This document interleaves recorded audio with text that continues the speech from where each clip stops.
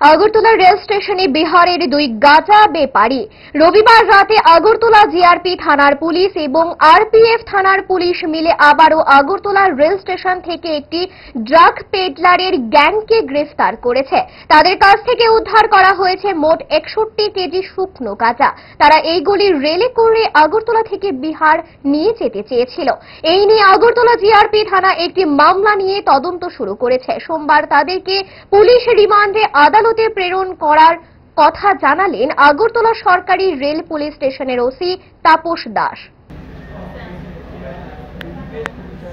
বিকাল 5টার দিকে আমরা এরকম দুজনকে সাসপেক্ট করছি যে যারা দুটো ট্রলি করে মানে পার্সেল অফিস দিয়ে আমাদের রেল স্টেশনে ঢুকতে চেয়েছিল। তো আমাদের সন্দেহ হয় যে হয়তো তারাই হবে।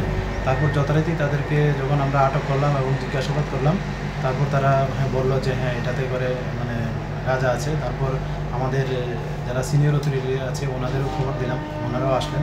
তারপর চেক করে আমরা দেখলাম এখানে সেলুটিপ দিয়ে পেছানো গাঁজা ভর্তি 4টা ট্রলির মধ্যেই, এবং যার ওজন করে পার্সেল অফিসে দেখলাম টোটাল 61 কেজি শুকনা গাঁজা।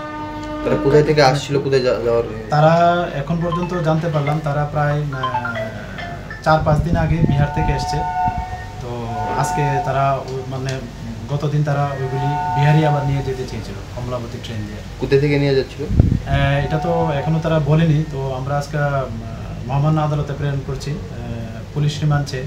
তো আমরা অবশ্যই মতলব লাস্ট ডেস্টিনেশনে পৌঁছতে পারবো আশা করছি।